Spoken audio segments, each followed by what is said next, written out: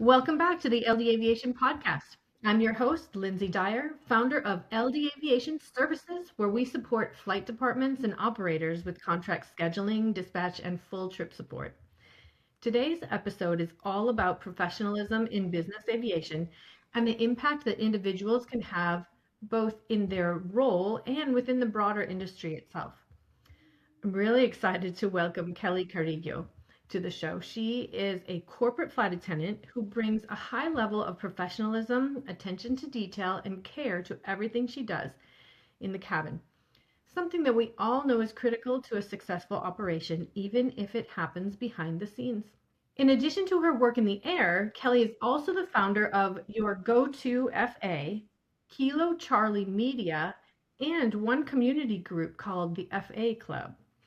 She helps elevate awareness and standards within the corporate flight attendant community, and she's also been actively involved with the NorCal Business Aviation Association, which is actually where she and I first connected, and where she's contributed her time and leadership to support the aviation community in a huge way. In today's conversation, we're going to walk through Kelly's path into aviation. We're going to take a deeper look into what the corporate flight attendant role really involves. And we're going to talk about how she's expanded her impact through her businesses and her involvement with NCBAA. We'll also spend some time discussing why it's so important for all of us in this industry to get involved, give back, and support organizations that help move aviation forward. Kelly, I am so glad to have you here on the show. Welcome. Thank you, Lindsay. I'm really excited to be here today. And I just, going over your episodes, I saw a lot of my favorite people and mentors and people that I respect that you've interviewed. And I feel very honored to be here today. So thank you for including That's me. wonderful. No, we should have done this a while ago. I know you have we've known each other now. It's been a few years, probably 7 or so. We did work together during COVID a lot, Yeah, doing the webinars definitely. for It seems like a million years ago now that was happening. it does, right? And it's not even that long. Time goes by too quickly. Very quickly. Can you start us off kind of by telling us how did you get into aviation? How and why did you become a corporate flight attendant? It's kind of a weird story. I actually had no interest in aviation or thought about it ever in my career path. I actually used to be in sales for a really long time, and Okay. um, the way that I got into aviation was actually I started as a passenger. I was dating someone at the time. This was like 2016, and he was an avid aviation professional, and he had a couple different aircrafts that he owned and was a pilot, but also a businessman, and he did a bunch of other things as well. But we used to go on his airplanes a lot, so he would fly himself with it was a Gulfstream. He also had a Piper Cub and then I think a Beechcraft, but Nice. we would fly around all the time and I loved it. I always wanted to be in the flight deck and I was always looking at all the different controls and listening to him on the radio and I just was so intrigued by his, the flying part of it and I just really like loved it and he said, "Wow, you seem really into this flying stuff. Did you ever think about taking lessons yourself?" And that never crossed my mind and I just thought, "No, but I think that would be really fun." And I said, I'm in. I want to try it. So I started taking lessons because initially I thought, oh, maybe I could be a pilot. Sure. Um, and I don't know if it wasn't really like with it in mind for it to be like a career path. Okay. It was kind of more like a hobby at the time. Okay. But, with flying with him, I also got exposed to the role of a flight attendant, a corporate flight attendant, which I had never really thought of flight attendants outside of a commercial setting, on the airlines. Yeah. And so seeing that as a passenger was just such an interesting perspective because he said, "Hey, I'm interviewing this person today as our flight attendant. Let me know what you think about her work or whatever." And I thought, "Okay, cool." And I've had a lot of experience in the service industry because even though I was in sales before this for over 15 years, I always had second jobs and third jobs sometimes. And I would do gig work. I worked in, restaurants and different Wow. capacities, catering companies. And so, experiencing it from that side of it as a passenger and seeing what she was doing on the aircraft to make it special and, have a welcome sign and menus and a welcome table and just it was so interesting to me to see that. And I thought, what a cool job. But I never thought that I would end up doing that. It was Right. just kind of in the back of my mind that, oh, this is another way that flight attendants can work is on a private jet, which Hmm. is super cool.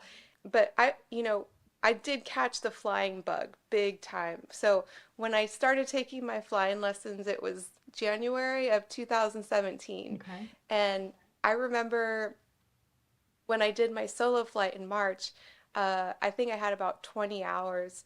And when my instructor got out of the airplane, I was flying a Piper Tomahawk, or as they call it, a Traumahawk now, um, which I didn't know at the time. But anyway, so when he got out of the aircraft and I had to do it myself, I just was like, oh my God, this is crazy. I can't believe I'm about to fly by myself. Hmm. And it was so exciting and exhilarating. And I remember when I landed and had a pretty good landing. I did 3 takeoff and landings, and Yep.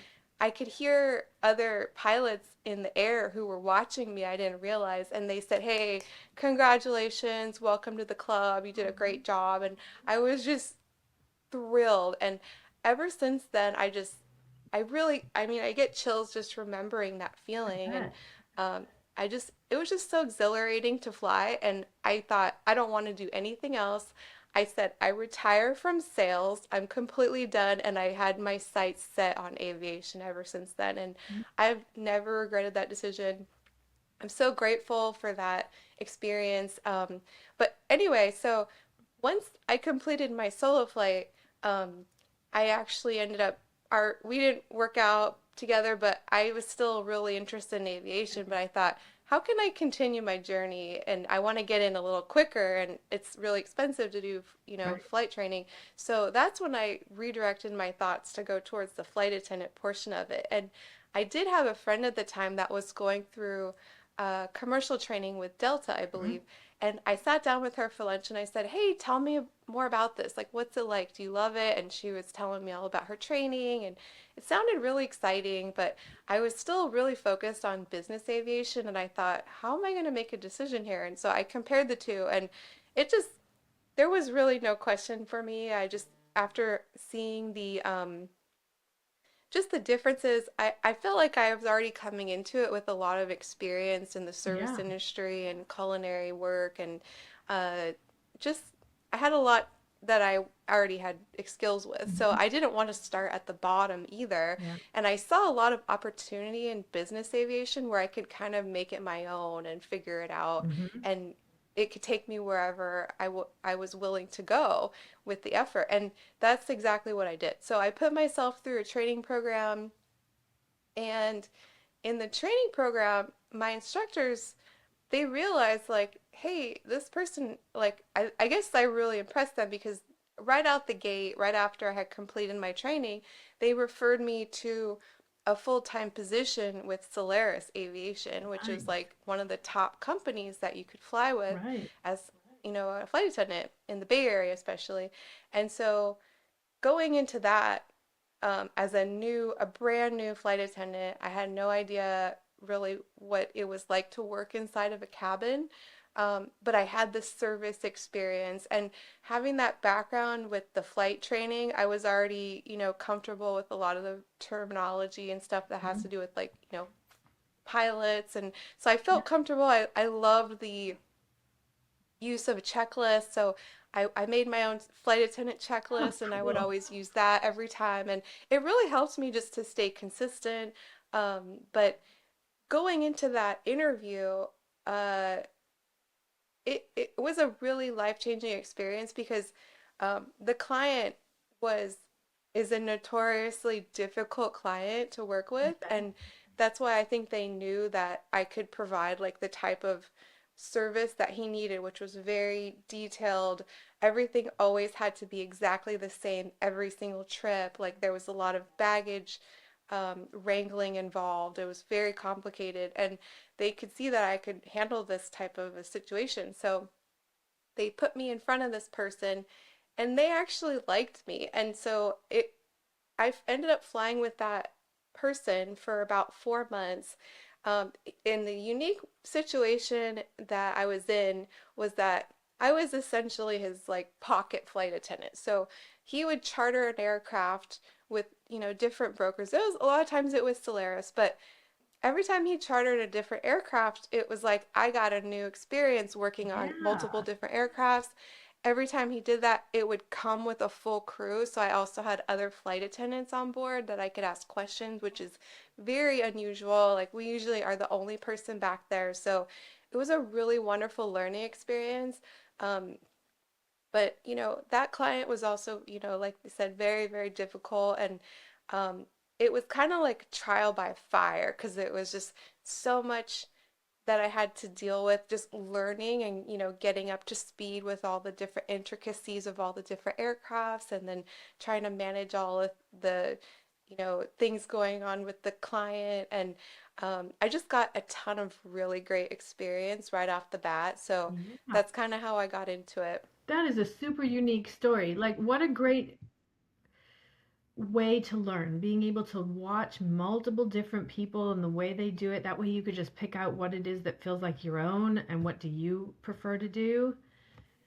Yeah, and just being able to ask questions in the moment, because I was basically in charge of all the client interfacing. The flight attendant that was on board just stayed really essentially in the galley. Okay. So whenever I had something going on, it was like, oh my gosh, what this thing isn't turning on. It was like, oh, you have to actually latch this, or there's all these little weird intricate things on aircrafts Right. that you have to learn over time, and it comes with experience. But it was like right off the bat, I was getting all these little details, and I'm very into like note taking, and just I was absorbing all of it like a sponge, and it just really helped me to advance in my career pretty early on because I was like becoming a pro, just being able to work on a lot of different aircrafts, and getting all these like weird details that usually takes a lot longer to Yeah. learn. Yep. I think is interesting too, what you said is that it was a difficult client. And I can resonate with that. Like I get it. My first client when I started this business was a very difficult client. And it was like I had to do my best. I really had to try hard and I had to go above and beyond. Now I realize he was a difficult client, but back then it was new to me, so I didn't really know. But anyway, I think sometimes starting with a difficult client is the best way to go. Yeah, I mean, I really value that experience, even though it was really challenging and having to get over some of the negative moments that we had. Mhm. Um, but I think, it was honestly, after him, I felt like I could handle Yes. anything. And Yeah. after that, I just thought, wow, these clients are so wonderful to work with. And it really made me value like when I do get a really wonderful client, or which all my clients now are amazing. And I only work with people that, treat me well and are respectful. And it just made it so much more clear from that experience that this is not normal. Right. You shouldn't Yes. have to like work like this, and just really value like the fact that I'm so grateful now that I and this is true for anyone always, but you choose the people that you work with. You don't have to stay working with people that make you feel like less than or terrible or will yell at you, things like that. It's unnecessary, and you can choose who you work with. So that was a really important lesson too that I learned later, because I thought, oh, is this normal? Like, oh, I don't know if I want to work with this people, like this, but it just makes the great ones so much better. I totally agree. Yeah, I also no longer work with my very difficult first client. Um, but I agree. I very much appreciate those clients that are just wonderful now. Yeah. And yeah, sometimes it's just not the right match. Any early lessons, maybe even in your sales career that might have helped shape how you like, because that's a pretty big transition from sales over into aviation. Like, did you learn something when you were younger that helped you make that change? So many things. I mean, this career, I really draw off of all of my experiences. And looking back at all the different jobs that I've had, which has been a lot, um, I just, I mean, there's so many different things. And I was thinking about this earlier. Um, I always joke that my first job, I was like 6 and I was selling Girl Scout cookies as a brownie, which Yeah, that was my first, venture into sales really. And sure. I did a great job. I earned like a ton of points and I just got so excited to, make a sale. And I don't know if that was like the beginning of that little seed that was planted, but I always excelled at sales. And I think for sure it definitely translates into this career because it's really like a business. You have to operate everything has to be very professional. One of the best training experiences. I mean, I've also had a lot of really wonderful mentors throughout my career journey. Yeah. And one of the ones I was thinking about today is in one of my really intense first sales jobs was I used to work in a high uh it was cosmetic sales. Okay. So it was very competitive. There was a lot of sharks that I was dealing with. It's just so competitive working in cosmetic sales. But they have a great training program. And I remember when I first got approached, I was working at Robinson's May in Chandler, Arizona. We had opened the mall. It was a brand new mall. And they initially, when I got hired, they said, "Oh, we're gonna put you in the juniors department." And I thought, "Oh, okay, well, at least, it's clothes of people that are like my age group, basically." But Sure. I would meet people, they would come into my department, I would get to know them a little bit, and I would go run around and I'd grab a bunch of things and I'd say, "Hey, I think you might like this. This your style. This would look really good on you." And they'd say, "Oh, okay." And then a lot of times they would leave with everything that I brought into the room for them. And so I noticed like I was really good at clientele building and just kind of being able to like figure out what does someone need, what's going to benefit them, and Mm-hmm. that really kind of came across. And another thing was that I used to sell credit cards like crazy because Really? I loved every time I had sold a credit card app, which was the store pushed this a lot. It was like, you have to sell credit cards, otherwise, like, you get demoted and stuff. And Okay. so that was one of the things I was best at. My sales numbers were like, I was like 300% over everyone else in my department because I Wow. was just selling those things like crazy. But it was because every time I would sell one, they would give me like a little lottery ticket that was like, "Oh, a scratch off, you win $3." And so I was like, I loved lottery tickets. So I thought that was the coolest thing. But the store manager said, "Hey, you're really good at sales. We're putting you in cosmetics." And they said, "We have an opening in Clinique." And I said, "No, I don't want to work in Clinique. I want Lancome." And I said, "I'll wait." Sure. Yeah. So I said, "I'm gonna wait for the one that I like." And there was an opening and I was thrilled. But when I went to Lancome, their training program was amazing. And they had this woman that was our regional manager. Her name was Anna. She was this tall, beautiful, very chic Croatian woman, blonde. She had like the slick back hair, the beautiful, like the red lipstick. She always looked perfect.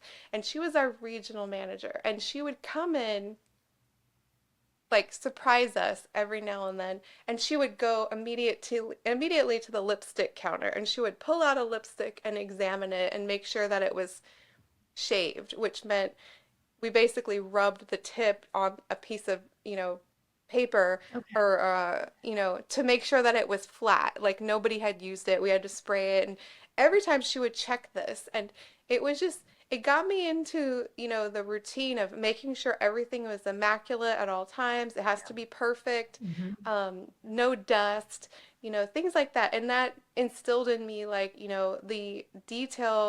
the eye for detail and making sure everything is just right for the clients because Anna would be there to check. Sure. And I didn't want to be the one to get yelled at about this. So that was like an early training. But also, quarterly they would send us to, it was like makeup camp, and we would learn about all the new things that they were coming out with, all the skin creams. We'd have to learn all the different, talking points about it, and also have sales goals. So it also, like, that job really helped me with building my clientele book, because we had to have regular clients that we would call and say, hey, we have a new product. Do you want to come in and, Oh, check it out? And I'll do a makeover on you, or, I'll show you how to use it and uh-huh. this and that.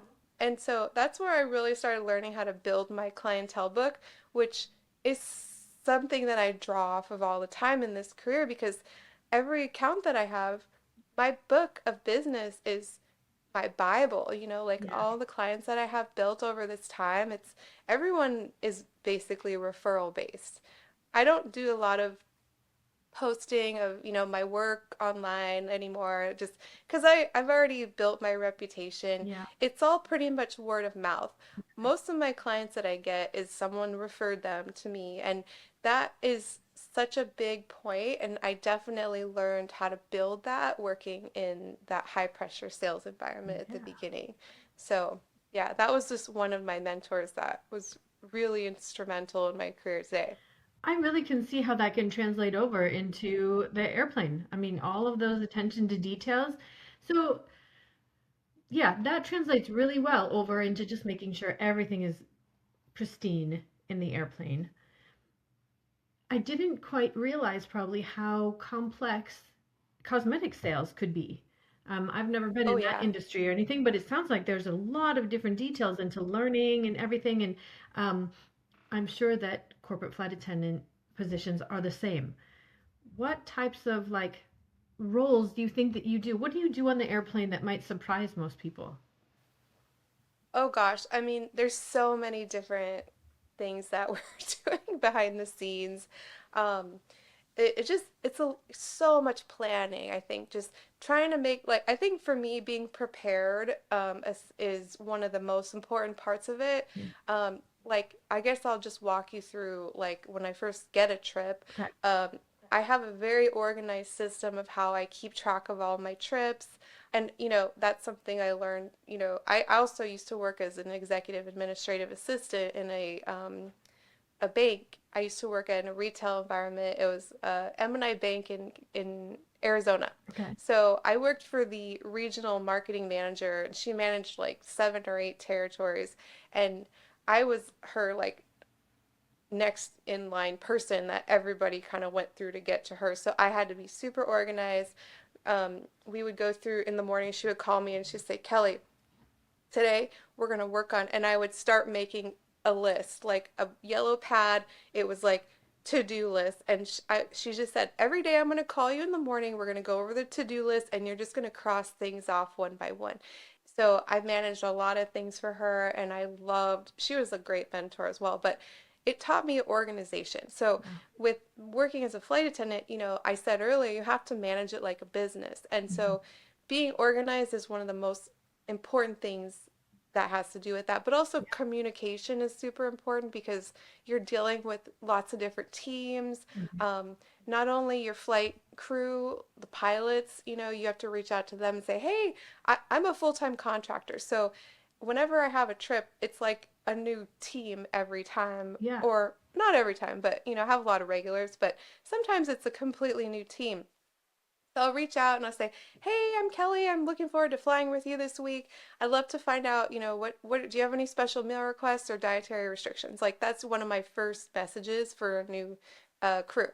And then, I put it in my calendar. I have a list. I actually, the way that I keep track of all my trips is I have an Excel spreadsheet Okay. where I put every single day of the year from, 1 to 365 on a line item. And each day it has like a certain number, like the number day of the year. So every line of every day of the year, I put what the tail number is, where we're going, all that information, what my rate is. I keep track of my rates that I quote, because I control what I charge as a contractor. So I like to keep track, and I also have to, like, monitor that all the time. Every year I usually will evaluate, say, hey, am I in line with the market right now? So it helps me to keep track of all those things.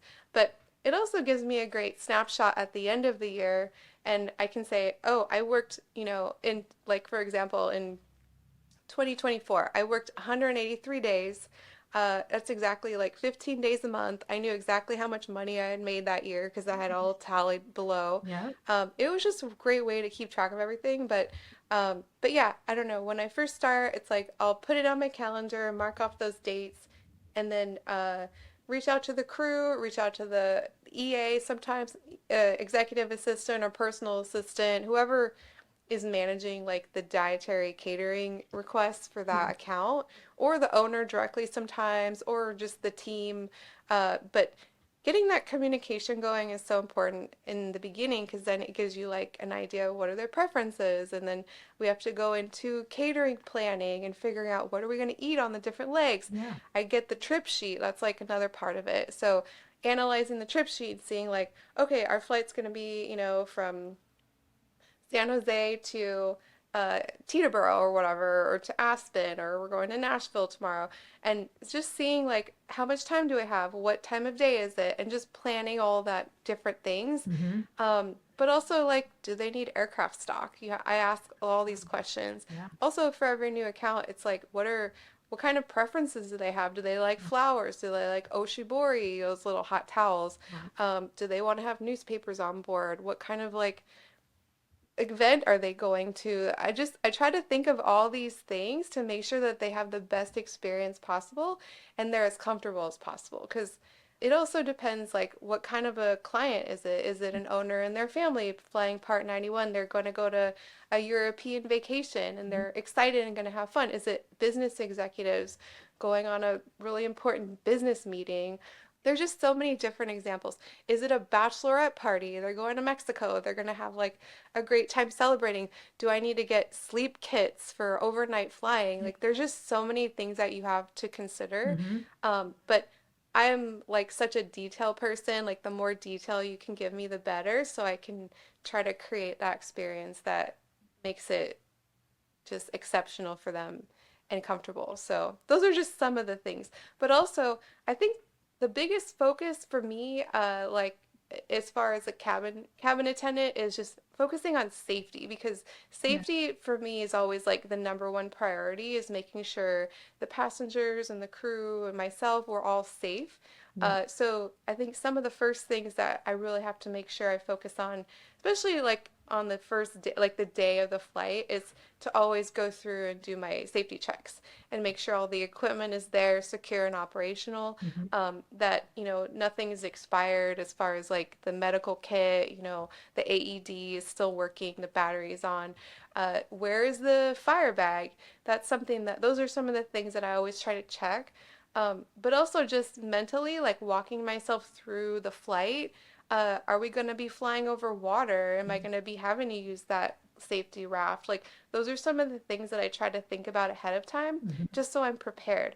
Also, as a contractor, going on a new aircraft, I might not, it's in a different place every time. So I usually, first thing I'll do is when I'm doing the safety checks, I'll grab the safety briefing card and it has a little roadmap right on there of the aircraft. So I'll walk through and I'll take photos of everything, and that way I can look through it when I have time sitting up in the jump seat, or as we're going to be taking off, I can kind of review where the locations are of things Smart. and mentally like make a map in my mind and say, if there's, an emergency, I know where the med kit is, or the AED's over here. So having it as a contractor, re-evaluate that every single time can be challenging, but that's Yeah. why I like to take photos of everything so I know where they are. And also counting, like, are there enough life rafts for everybody? Are there smoke hoods in the seats? Sometimes there's not. So it's like, those are all good things to know about ahead of time. I feel like in this industry, it's kind of like everyone does their own thing. Yeah. And you have to be really adamant about keeping those priorities, like safety is number one, Mm-hmm. and then everything else. Because if you're so focused on like the catering stuff, uh, cleaning fingerprints, um, that's, I mean, those are important things, and it makes the experience just over the top when you can do some really amazing work. But focus should always be on safety. Yeah. And it's just really amazing to me how, you can really get complacent over time, and you get through, doing the same kind of routine all the time. It's like you have a flow, but having those checklists is so helpful, and it helps you not to forget things. So I like to always use my checklist whenever I can. But also, I do carry around my like facts training. I have the flip chart where it has like, the escape model. It's like the very beginning part of it where, when you're taking off, it's like the 30-second review. Hmm. Like that's a really important thing. I always have that on me. But that's just such an important part of the job. And you have to like always remember like that is number one over anything else. Because in the moment, I remember one of my first flights. I was overachieving and I was doing like stakes on board for like a large group of people. But what I hadn't anticipated is during the flight there was very, very heavy turbulence. So I'm with the hot plate here and it's like bouncing around and I'm like, oh my gosh, this is like really actually scary because there's, a stake here and it is very unusual to see that type of turbulence. But Sure. I'm like, this is really dangerous. And I thought I can handle this, but at the moment it was like really scared me because I thought this is, this is a dangerous Yeah. job. Yeah. you know, and I have other well, the steaks turned out great, by the way. They Okay. loved them and everything was fine. But that was just an early realization, like, this is like very scary. It can get very scary, especially in the galley. You're dealing with knives and you're cutting. I've cut my finger before. I had to get stitches on a trip in Oh, Cannes, France, and it was just, there's a lot of things that can go wrong. sure. But you have to be very like careful and make sure that you're always taking care of yourself first and that your safety and mental health is like a priority. Sure. And with all the different time zones you're probably dealing with and the sleep, gets kind of disrupted, Yeah. that's probably makes it even more difficult. Fatigue is a really big thing that you have to be aware of and is a very big like safety concern because I've had flights where they will book a crew swap for the pilots, but they won't for me, and Oh, they'll yeah. expect me to fly throughout like a two-leg, trip to Hong Kong or something, where we'll maybe make a stop somewhere along the way.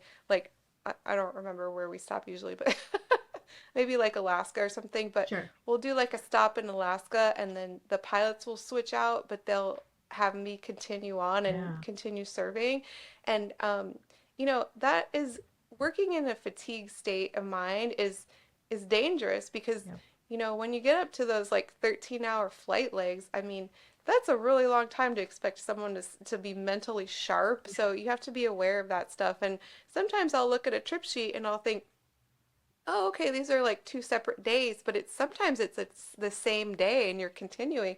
And you have to be really, uh, attention to detail on that kind of stuff when you're a flight attendant because sometimes they'll expect you to work. And I remember calling the captain on that trip and I said, hey, I think it's probably a good idea to do a crew swap here for the flight attendant as well because it's going to be about 23-hour day here. Yeah. And they were like, well, the last flight attendant that did this trip last year didn't have a problem with that. They just slept on the plane. And I was like, okay.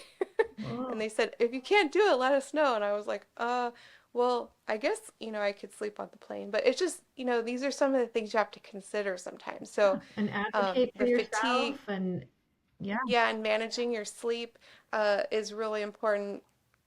And do power naps. Like that's kind of how I got through some of those really long flights when it just kind of didn't make sense. But it is a concern and it should be taken more seriously. I know that in the corporate environment, like corporate aviation, Mhm. companies like, well, I won't say the names of my clients, but the bigger corporations where they're flying around executives, they have much stronger or much more strict safety protocols. And I think Yeah. that's where I initially realized, like, hey, this isn't okay to fly this many hours. They have limitations on the amount of hours that they expect each employee to fly. Like Mhm. for pilots, it's, I believe, around 16 hours is like a full duty day where they're like not expected to fly over that and Yeah. they have to actually take a rest or whatever. But um, there isn't a rule like that for flight Right. attendants, and sometimes they'll get around it by calling you a cabin server Yeah. or listing you as a passenger, and that shouldn't be something that No. we're doing. It's Right. it's not safe. Like as an owner as well, I would say, hey, keep an eye out on that. Like if this person, you're sleeping during the flight, but this person is up cooking for you, doing cleaning, different things, they need to rest as well. And Yeah. it's doing a crew swap is much safer than, having someone power through a really long duty day, to save a few bucks. Yeah. But I totally that's just agree. something that I talk about with my FA club, because during the FA club meetings, I try to cover like the same kind of four sections at each meeting, and we'll Okay. talk about like the job market, safety in the cabin, what's new and interesting in the industry, and whatever the like quarterly thing is that we want to talk about. But I always try to include a little bit about what's the latest with safety. We talk about like what accidents have happened lately. Is there anything we can learn from this? There's just so much going on all the time that we're consistently like learning about different things. One of the latest things too that is a big focus is lithium battery fires, and Oh, also like yeah. there's so many people now that are carrying vapes, and those are not something that you can stow in your luggage. Also the larger battery packs. Here, I have one right here. This one's not huge, but we have these like battery packs that we're carrying Yes. around. Yep. Some of them have really high, it's called like I think a WH level, um, Yep. but they can explode. I mean, they are not even allowed on commercial air flights anymore, a lot of them. And Yes. so those are some things that you have to keep in the cabin to make sure that if there is a fire, that it's not, simmering or smoking in the back and nobody sees it immediately. Because when you're on the aircraft, if there's a fire, I mean, you can't leave. You Right. can't leave the airplane. You So can't just do somebody has to manage it right away. yeah. And one of the things that I was really happy about recently was that I saw one of my flight departments that's privately managed. They started initiating a notice with the uh, trip sheet that went out to the clients that said, hey, make sure before you board the aircraft that you are, pulling out these items and make sure that they're in the cabin and not in the back and not in your luggage. And I haven't seen that before. I mean, it's so important to be doing that. And I think that it was a great initiative that they started actually sending out the notice ahead of time with the trip sheet. It was really cool. That is awesome. I never realized that those power battery packs were going to be an issue, but I recently did like a big long trip all the way around the world, and I had one of mine pulled. Like they said, sorry, you cannot put this on the airplane. And so I had Mm-hmm. to give it up. And then more often than not these days, they're like, you can't be charging your phone while you're actually in flight. So Oh, that has been, huh. that was mostly the international flights that we did. But yeah, you could not charge your phone while you're flying. So, Interesting. Yeah, I haven't heard that one yet, but yep, I if they could make sure, I mean, on commercial airlines, I feel like those little outlets never work, right, yeah, or they're so loose that the thing doesn't even fit in there. But yep, I mean, that's why people are carrying these around. Our phones nowadays have so much power and they require so much juice that it's like you have to carry these around. But just be aware that that's an important safety like measure to make sure that it's in the cabin with you and not in your luggage. I totally agree. Yep, that was definitely a new one for us. And again, like I said, it was mostly international that they were checking, was not anything here Oh. domestically. Okay, so we've kind of talked about what you're doing and all the complex things that you're doing in your job right now, but you also do a ton of other things. So I want to talk about your go-to FA. I want to talk about Kilo Charlie Media, and I want to talk about that community group, the FA Club. I want to hear about all of that. So first of all, maybe what came first and what inspired you to start that? Well, your go-to FA, which is my personal brand, I created that as soon as I got out of my flight or my flight attendant training, because that was my marketing edge. I used that to reach out. I'm very big on creating like my professional branding. I wanted to have business cards right away, so I created my own logo and website right off the bat, right out of school, as a way of demonstrating my skills, because I didn't have any experience in a private jet. So I did have a lot of experience, though, however, in culinary, like I'm always been really into like culinary work. And I wanted to showcase my skills, but even though I didn't have experience in the jet, that was the best way for me to do that. So I did a little photo shoot at home, and I just, I was highlighting my cocktail experience. I used to work in a lot of different high-end like mixology bars when I was growing on the side of my, sales jobs. I worked in San Francisco at like a mixology bar over in the financial district for a long time, and I also worked at like a deep house nightclub in the city, like in Wow. Soma for several years. So, I have a lot of really great experience with that. So I thought, okay, I'm gonna showcase this just because I want to have a couple photos online. So I did like a bunch of different interesting cocktails that I just, randomly made up, and I put that on my website. But I also put on, some photos of my culinary work and plating and stuff like that because I knew that was important. I also included my flight training and some photos from my, work when I was doing my flying training, and I I was, saw those. Those are cool. yeah, with the, the Piper Tomahawk. So just to showcase a little bit about me, and um, I put on there my training and stuff. It was kind of like a visual resume Yeah. basically, but at the time, this was like 2017, nobody was really doing that. Now they train people like you need to have your own website, which pretty I agree with that. And it really helped me to stand out initially because Sure. I was also really big on LinkedIn. I've always used LinkedIn for sales, and I already had a big group of people that I was working with uh, on LinkedIn. So I just kind of went through with that because I noticed there was a lot of pilots and flight crews on there. So what I would do is I would go through LinkedIn and I would just message people in my area and I would say, "Hey, I'm a new flight attendant in the Bay Area. Here's my website. I'd love to be of service. If you need help, give me a call." And it was just such a short, simple note, but everybody was clicking on my website and they were like, "Wow, this is really cool." And I got a lot of work from that. So initially, that was my way of getting known. And from there, I just began to like build my reputation and just offer consistent experience. Hmm. Um, and my work spoke for itself. And in the beginning, I did try to photograph. I still try to photograph, when I have a really nice setup, but a lot of times now I don't really care to do that anymore, or I'm too busy. But sometimes it's really great, I will try to photograph it just for my sizzle reel, I'll call it. Sure, yeah. But I would post initially that on my website and just to showcase like, hey, this is, what I can do in flight.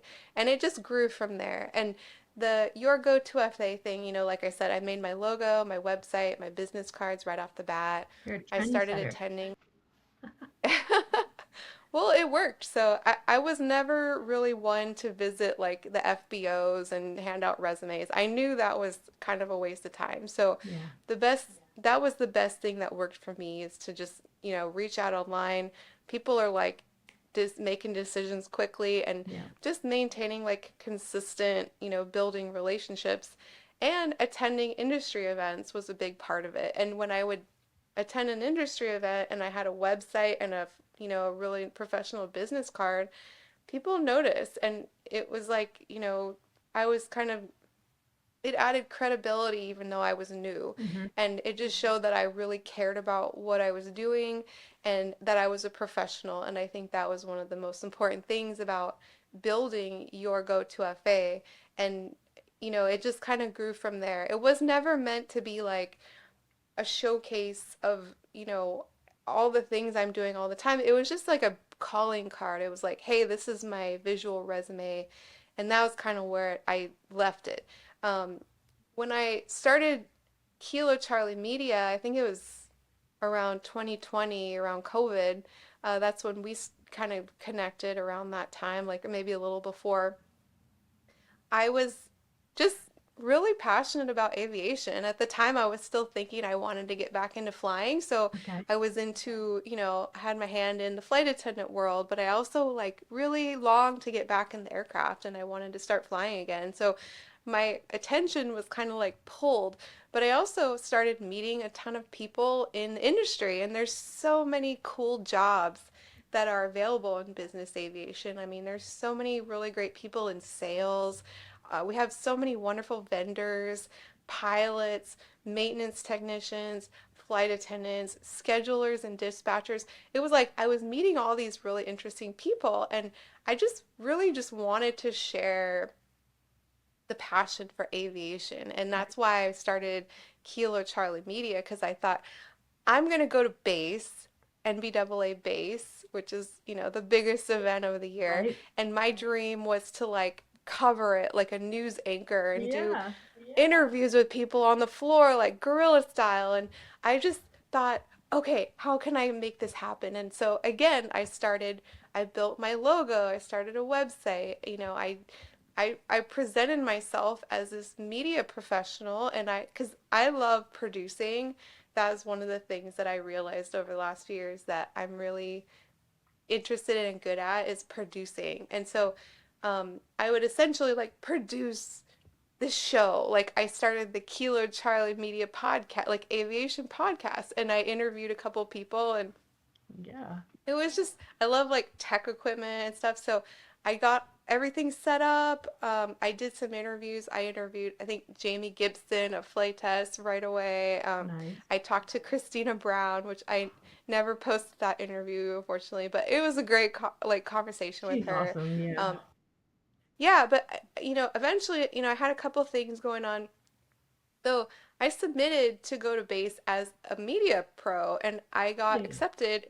Oh, And so I got a media pass, and I was able to go to base, and I walked the floor with I don't know if you can see it up there. I have like what is it? A gimbal. So I had my gimbal with my camera, and I was going around base interviewing people, holding the camera myself, and gosh. it was so much fun. And I actually had scheduled an this was one of my biggest failures actually with Kilo Charlie and just getting started, but I had scheduled an interview randomly with Erica Armstrong, who is one of the most like my most respected pilots in the industry. Okay. She's amazing. But she was there. I ran into her on the floor. I also had set up an interview with Erin Lear of Learjet. She's like the granddaughter. Yep. And she was there at the same time. And so I was able to get the two of them together Oh, at base on the floor and do an interview with them and talk about, women in aviation and yeah. or just what were they working on, all this really amazing topics. And I got them together and we were doing the interview, and I'm thinking, this is going to be epic. I'm so excited.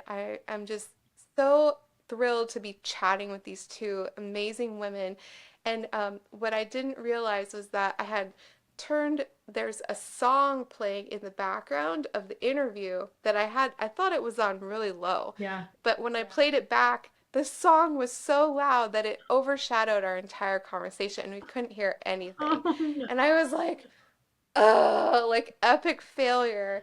And Yeah. I couldn't even share it with the community. I was so bummed.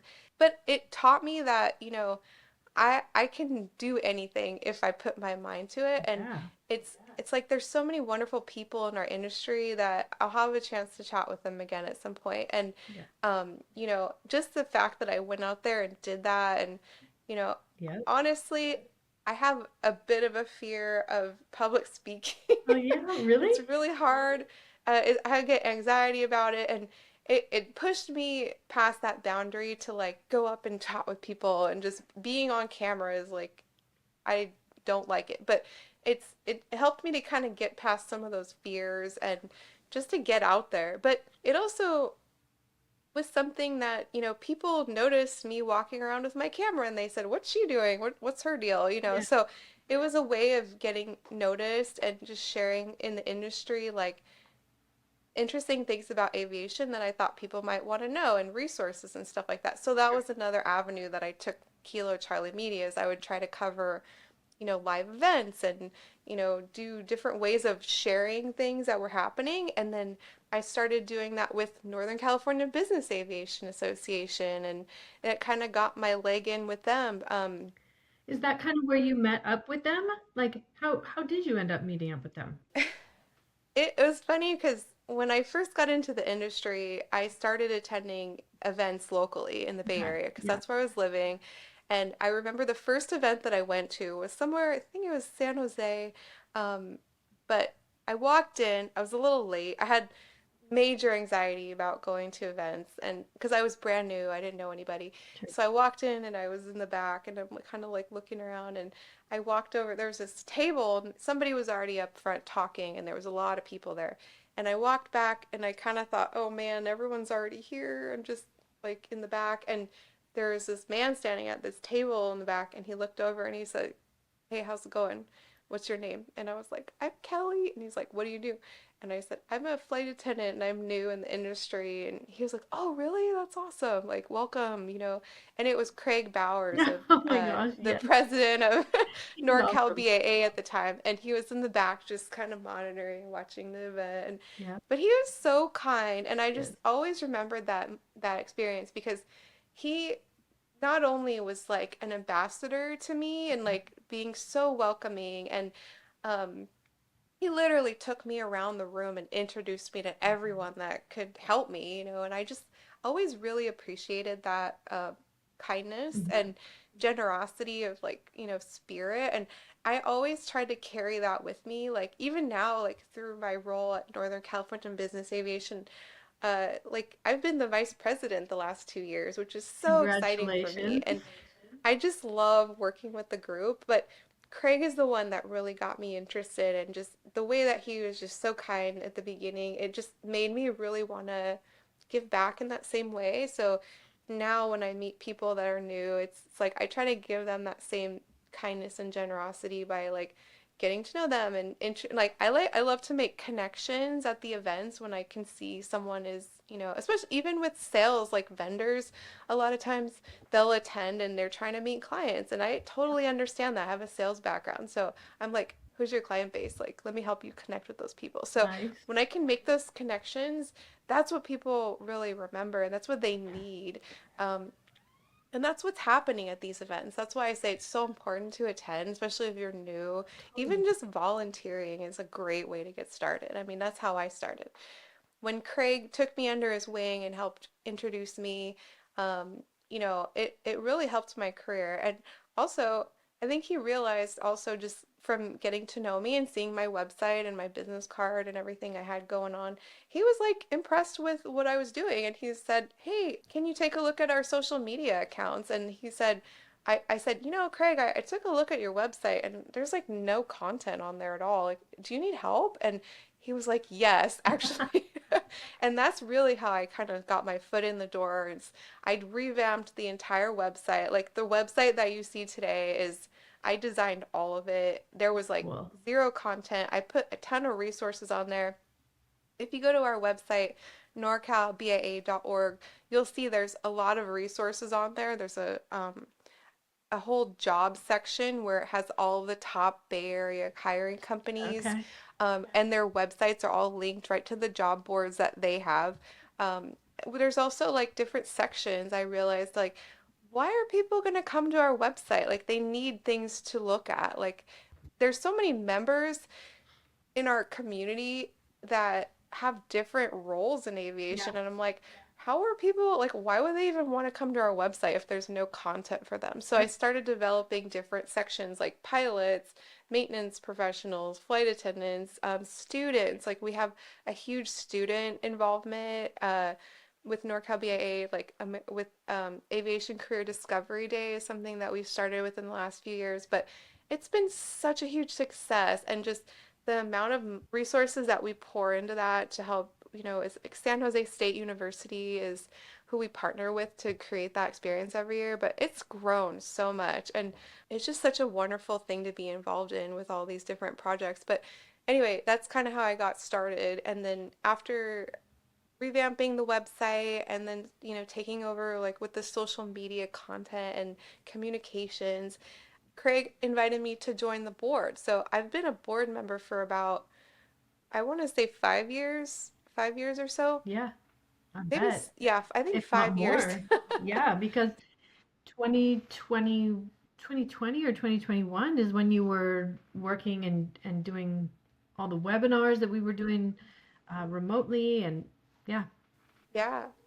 Yeah, there's a lot. I mean, the organization has grown a lot since then too. Like we right now we have 13 board members, and Wow. um it's just grown so much. I mean, nowadays we offer some really amazing programs like Aviation Career Discovery Day, like I mentioned earlier, with the Yeah. student focus. We also have I started FA Club last year, so we could offer different meetup opportunities for our flight attendant community, because that I think coming into it, I noticed that was something that was lacking, is that we weren't offering anything for the flight attendant Sure. community. And I always try to kind of advocate for us, and then women in aviation, of course. Yep. So that was like finally was able to start that after a long time. But it's like you can really do anything. That was the excitement about being involved in these groups, is that you bring with you your own ideas and excitement. And I think the people that are involved in these organizations on a regional level are so passionate about aviation and what Yeah. they're doing in the industry, and those are the kind of people that we need. Yep. It's all volunteer work, so it does require a bit of time and effort to make things happen. It's kind of like herding cats sometimes, like our executive director, Maddie, really has her work cut out for her, because we sometimes our meetings are like all over the place, but Sure. she's really good at reining us in and keeping us on track. And it's so important to have someone like that on these organizations, because we need structure. And Yeah. she's just been so instrumental in making our organization advance as much as we have. So I just really appreciate her, and all the other members too, because everyone brings something different. Like I came in and I looked at everyone and I thought, I'm the only crew member on the board of directors here. Uh, Like, what can I bring to it that benefits crew? Because I noticed, like, the main focus is like the golf tournament every year, which is so much fun and it's a great way to connect. But I'm like, what else can we do? Like, what else can we bring into it? yeah. We love doing like the safety roundtables is always like a fun thing, and offers so much information and everything.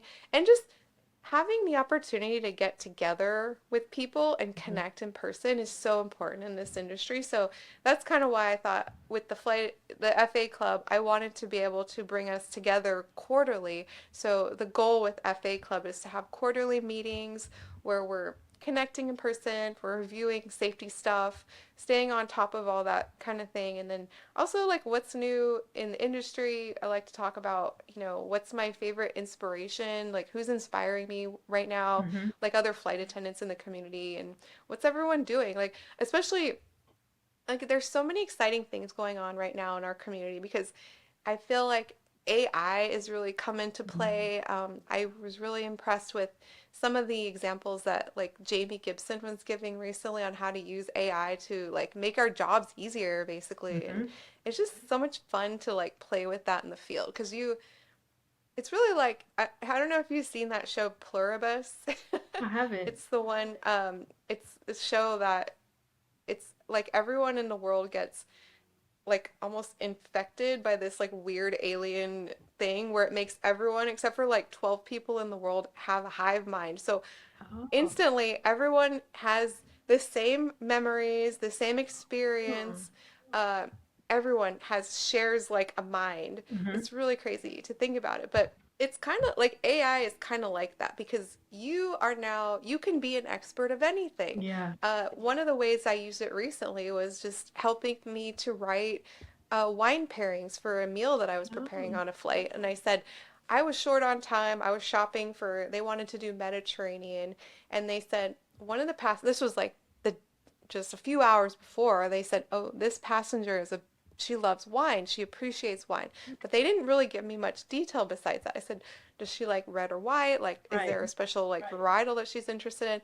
No information. It was just like, she likes both and she appreciates wine. That's all we know. So I said, okay, let me try to figure out, what's the best pairings to do with this Mediterranean meal that I'm preparing. So I said, I'm going to ask ChatGPT. So I went on there and I said, I'm preparing this. And another thing that one of the great tips that I loved from Jamie was that instead of typing in your question, talk, like speak it into the speaker, because it gives you a much more natural Sure. Yeah. tone. I think you have a tendency to edit things when you're typing it in, but if you just speak into it, um, it gives you a much more like tuned in response. So I Great said, point. "Hey, I'm planning this meal for a private client. We're doing, Mediterranean with like kebabs and a meze plate and, this and that. And I would love to have some wine pairings with this. Please list like the top red and the top white varieties to do." And it spit out like some of these great options. It said, okay, do a Sauvignon Blanc for the kebabs, like with the chicken, and then, the meze plate would go great. It was great. And I had descriptions. It was all right there. So I was able to kind of plug and play. I found the wines that matched up the best from the store I was at. It was a Whole Foods. And then I plugged in those descriptions based off of the wines that I actually did select, compared to the meal. And it went over really well. And it just So showed cool. that I did that, the extra effort that I went into to like make her meal like it's, special. Yeah. So that was just one of the ways you could use it. But I mean, there's a lot of other ways too. I use it now more than I want to admit, because I don't like using it for like creative things Sure. like design or creative writing, but I like to use it for things that I don't want to spend time researching. Like, for example, I was in Switzerland recently, and I was shopping for some things for my wedding, and I Hmm. was like, can I find some really cool vintage like stores around here in Switzerland? And there was a ton of them. There was like Cool. probably 15 to 20. And I was like, so I went to ChatGPT and I said, can you give me like the top, vintage stores around here and a walking route to hit all of them and the times that they're open? And Yes. in the most efficient route possible. Here's my hotel starting point and and the ending point. And so it just gave me this really great list of, all the different places that I should go in the order of like that made the most sense. And it even gave me like a little coffee break here, a little lunch break here, That's and I just cool. thought this is great. Yes. So there's a lot of different ways. I love that AI. I agree. I hate to admit how much I actually use it. Yep. Hmm. I used it to plan my honeymoon to Costa Rica recently, and we had a great trip. It was phenomenal. I don't think I could have done a better job. But it really, there's so many uses for it nowadays. So many uses. I mean, I believe that I tried. I didn't complete fixing my dishwasher, but AI got me to the point where I realized it was unfixable. But um, instead of having to search through a million different YouTube videos to see which one was the correct one, it just popped in the correct one, and I Yeah, watched it. And yeah, I mean, household stuff, work stuff. Uh, you can it's a even, huge time saver. yeah, huge time saver. You can even go in there and have it compare different industries, and it'll put graphs and stuff. And um, yeah. Anyway, you're right. I agree. AI is awesome. Um, before I get too far down a different topic, I don't want to forget about the FA community because you do that. Now, is that just for NorCal people, or is that pretty much for anybody, flight attendant wise? Well, I mean, I created the NorCal, like the FA Club is separate from Got NorCal, it. Okay. but I like to use my involvement with NorCal to help facilitate it, because Okay. um, without NorCalBAA, I mean, they have such a wonderful community already that I kind of just, incorporated that into our communications and offered it through there. But it's not, it's actually like a separate thing. But I love to be able to offer the connections to everyone. So I think I can see it growing into more than it is now, and I'm working on some fun things for it. But eventually, I want to have a full day event, and I want to Yeah. have like different vendors, and that's kind of was one of my initial goals. But we're still a little ways. I'm still working on building the community, Yeah.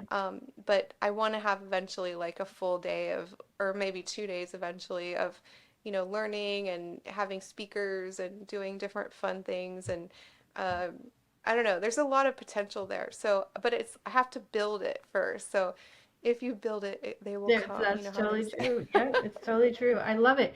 For those that are listening right now, I'll make sure that I'm putting the links into the details. So just look into the details here of the podcast so that you can go find her community, um, and her website, and the media part as well, and NorCal also.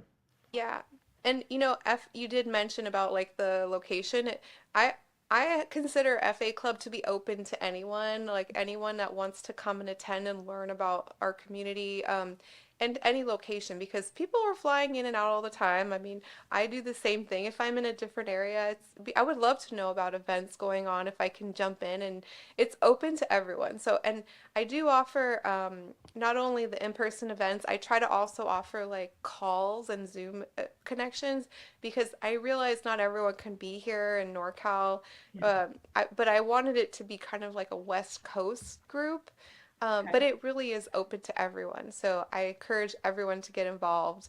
I just recently, yesterday, I started our Instagram, uh, another social media account that I have to manage, but it's like, there's so many. It gets overwhelming because I I have bet. several of them, and it's like always trying to create content and stuff is overwhelming sometimes, Sure. and I do get burnt out and I take breaks, but Good. I think it's important to have it on there, and it's a lot of people like love to connect, and I think it's kind of the Instagram account is more for like behind the scenes stuff and in the moment like things when that's happening. So that is now available. Great. All right. Well, we'll pop that down there in the details as well.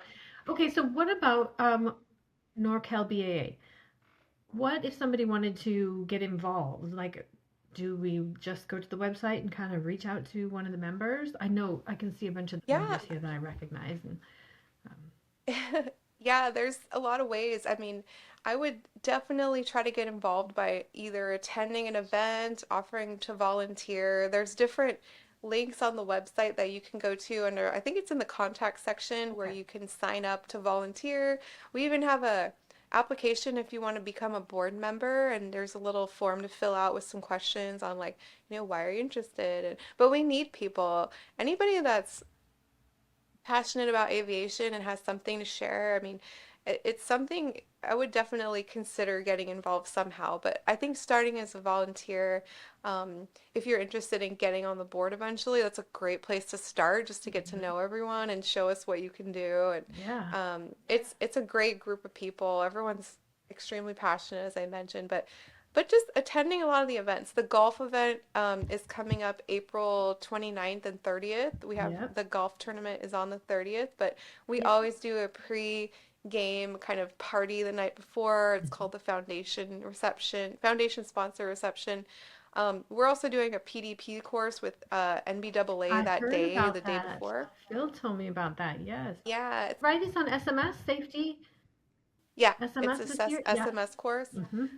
But it's, that's great. I'm so excited that we're able to have a PDP course this year and offer that right before the tournament, because Yeah. they knew a lot of people were going to be coming for that. And it's the golf tournaments draw a lot of flight departments Yeah. and pilots and people in the industry. So it's a really wonderful way to meet people. So like that's a great event to volunteer for. But we have a lot of other fun events too. Last year we did um, the NorCal SoCal Corral, where we did a huge kickball Oh, tournament I in did San see Luis that. Obispo. Yep. That was so much fun. We had such a great turnout, and the feedback was phenomenal. We were hoping to do another one this year, so Good. fingers crossed. But that one was an awesome event. So just sign up for the newsletter on norcalbaa.org, and then keep us in mind for events. Like check us out and see. Yeah. Get on the newsletter, and then that way you can stay informed. But also, if you follow us on social media, like LinkedIn is a great place. I Okay. post most of our uh, updates on LinkedIn, and then we also have an Instagram account too. So, Okay. That's awesome. Yeah, I mean, and so much fun to go and volunteer for like a fun event. Like you don't even have to volunteer for something that perhaps you don't love. You, if you love playing golf, I mean, what's better than being able to go and be in that atmosphere for the whole day? yeah, exactly. And, because of the fact that it does draw a lot of flight departments and pilots and crew members, there's a lot of really great sponsorship opportunities Hmm. too. So I mean, our sponsorship engagement has gone through the roof in the last few years, and it's just, so much fun to be there and be part of that day. And um, all the events going on around it too, because it's, we host it in Napa usually every year. We did do one year in Livermore at Yeah. Wente, and that was amazing as well. I live right by that location Good. in the Bay Area, but um, we everyone really loved Napa, so Yeah. it's just a great time, and it spills over into the weekend too, so you can stay a couple extra days, do some wine tasting, Yeah. have fun in the area. Yeah. I love it when it's in Napa because that's like 45 minutes from my house. Like it's very close by and it's a beautiful course too. Like Yes, and well, cool. and the I'm going weather's this year. usually pretty good. Oh yeah. Yay, well, I'll see you there. I'm Yes, excited. for sure. Yeah, that's it's gonna I be always go, I mob around in a golf cart and I interview everybody. So I like to interview all the vendors, the great. players, whoever I encounter on my way, and it's super fun. So I love doing the golf tournament every year. That's so cool. And you guys do a great job. I've been to it a couple times. Yeah, you really do a great job on that Thank one. you. Yep. So, let's see. Let's talk a little bit about leadership, kind of, because I know that's something you're really passionate about, and obviously you display that in the things that you're doing as your different website, your different companies, and just the way that you get out there and participate in everything. Do you want to talk a little bit about leadership and why it's so important? Perhaps suggest some tips for other people.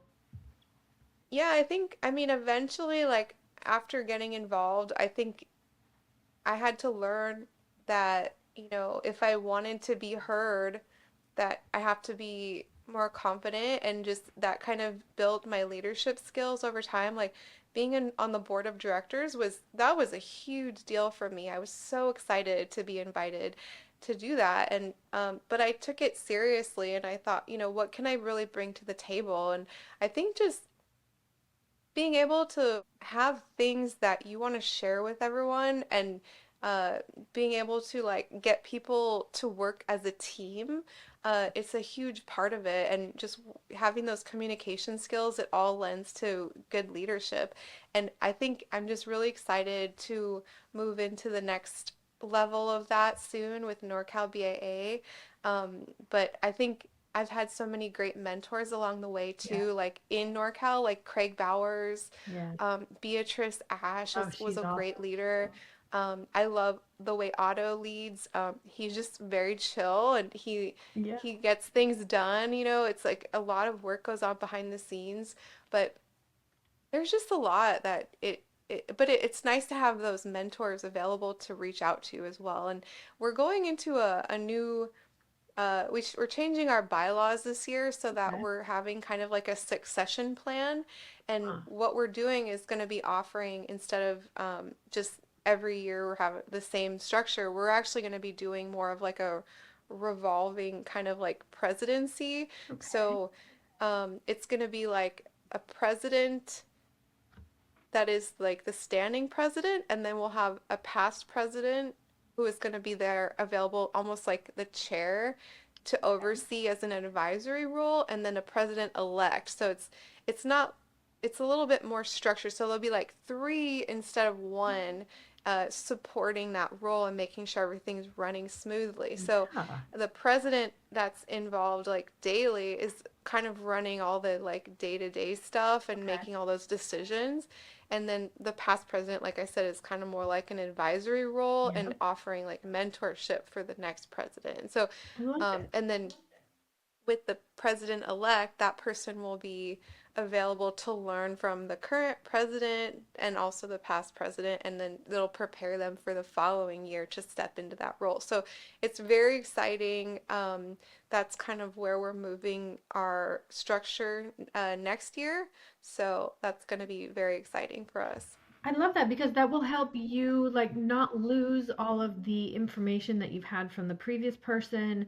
Um, Yeah. and the new person coming in probably doesn't feel quite as lost, or you don't things don't get dropped or changed or left behind. What a wonderful Yes. idea. Yeah. Yeah, it creates more of a consistency, especially because we're growing so much and there's so much more events going on, that we have to be really structured and make sure that there's not anything that's getting slipped through the cracks. Yeah. Right. So it's gonna help us a lot, I think, grow and, be able to manage everything a little bit more smoothly. Very cool. Well, I bet you're going to attract a lot of people to your board. You guys look very robust, and the team looks awesome too. So that's Yeah, it's great to see like because everyone brings something different to it, and I love seeing all the different ideas that come through. I mean, there's a lot of really wonderful people involved, and I just really look forward to. I think we have some new board members that have applied that we're considering right now, and I am just really looking forward to working with them next year. love it. That is awesome. Awesome. All right, Kelly, I have a couple of just rapid fire questions here for you. Okay. What are some of your favorite recipes to prepare while in the air? Ooh, I have a lot of like clients that really love there's a salmon dish that I make from Thomas Keller that is like king salmon. It's Okay. cut into like a square and then it has a crispy skin with pickled vegetables underneath and sautéed spinach. That's a favorite. It's Yum. really, really good. I'm hungry. And then also I like using sous vide on board, so my pilots love the medium rare steak with like garlic confit. That's one of the favorites. Yum. Also, I am Mexican, so I make really good guacamole and ceviche. So those are also two other favorites. Very cool. I love making that as well. Not in the air, and not, I'm sure not as good as you, but those are wonderful dishes. All right. I can't believe you make all of that on the airplane. Like, Yeah, that's, it's crazy. The galley's tiny, but yeah, it helps. The galleys are getting a little bigger, which I like, but sometimes you have to be really creative. So it's kind of interesting, but I make it work and I love there's like a hot plate. I always bring my own equipment because I love being able to get things quickly and I don't like to search for things, so I have like a little kit that I'll bring and I always bring my hot plate and my pan. So nice. Oh, that's fun. Yeah, I don't really do very good cooking even in my regular kitchen, so I would it would not be good in the airplane kitchen. So, all right. How about, do you have any fun nicknames? Yes, actually. One of my pilots, Shane, he calls me Mo from that movie Wall-E. It's the one with the vacuum that's going around cleaning up after the little. That's one of them. My other nickname is Chop Chop Kelly because my pilots are always laughing at me because I was always back there like chop chop chop chop Chopping chop up chop chop. stuff. So that was another one. Oh my gosh, that's awesome. You sounds like you have a really good time when you're on those flights. Oh yeah, no, for sure. I think that I realized like, early on that it's one of the most important parts of being a good team member is just being able to get along with people and having fun on the road Yeah, and, being professional, but it's nobody wants to go on a trip with somebody that's boring and, right. not adding anything to the group. Also, I noticed like complaining was just don't do it. 'Cause I remember one time I was talking to my pilot and his eyes glazed over because I was like going on and on about some stupid thing, and I thought I need to stop complaining about stuff because this he has completely left the conversation. Well, and if you're full contract, like if your contract similar to the way we work, you know, they can decide to call you back or not. And again, same as Yeah, exactly. aviation, you don't, You always want to get a call back, so. right, you do. And so you're kind of interviewing every single trip, like every single trip that we do, same thing, you got to put your best foot forward. That's a really good tip. And I love getting those comments too. Like, I'll get random texts from my pilots all the time, and they're like, "We miss you. Oh my gosh, this trip has been kind of crazy, and we miss your this or that." And I just love getting those messages. And sometimes I'll get a photo of, the one of my flight crews that I flew with. I made them this like collage of photos of us on a lot of our trips and because they were going into maintenance for a couple months, and I thought, oh, I'm gonna miss flying with these guys. So I sent them that thing, or I gave it to them at the end of one of our last trips. And one of my other pilots did a contract trip with them, and he took a photo of it, and he said, "Hey, I know that girl," like another person, and he said, "Hey, I hope you're doing well. It's so great to see you fly with these guys too." And it's such a small world that a lot of people know each other, so it's always really good to have that, positive recognition when you are not even in the room and someone sees your photo and they say, "Hey, you know Kelly, like we love flying with her." And Yeah, I just that makes me feel really happy that they're having those conversations. that's so cool. Well, gosh, I was going to ask you to leave us with kind of one final message, but I think you just hit that right on the nail on the head. The no complaining and, you know, be professional and be fun, you know, make people want to call you back. That's awesome. Yeah. Kelly, this has really been such a great conversation. I really appreciate the time you took to speak with me and share your experience. It's not just in the corporate flight attendant part of it, but really the part of giving back. I can see where you give back in all sorts of ways, not only NorCal, but the FA Club. And again, I'll put all of that down in the bottom. So if somebody wants to click on it, they can find you there. I would say one of my biggest takeaways from today is that, business aviation really runs on the people who care, like yourself. People Hmm. who are really willing to go above and beyond in their roles and invest in the community. I mean, you could be doing other stuff, going to the movies or something like that, instead of trying to give back via NorCal or your other websites. And I really think that is a big takeaway today. So thank you Well, so thank much. you, Lindsay. I appreciate you too, and I'm really excited that I got a chance to chat with you and catch up as well today. So, thank you so much. Likewise, likewise. So if you're listening and you're in the industry or even looking to get into it, I would really encourage you to find some ways to get involved, like Kelly had explained earlier today, through regional organizations, networking, maybe just talking with other people to learn what it is that you do. And Kelly, for anyone who wants to connect with you or learn more about what you're doing, is LinkedIn the good place to catch you? Yeah, LinkedIn's the best place, and that's the best place to be if you're in business aviation too, because a huge part of our community is on there. Yeah, I agree. Best spot there. Well, thank you again for being here. We really appreciate it.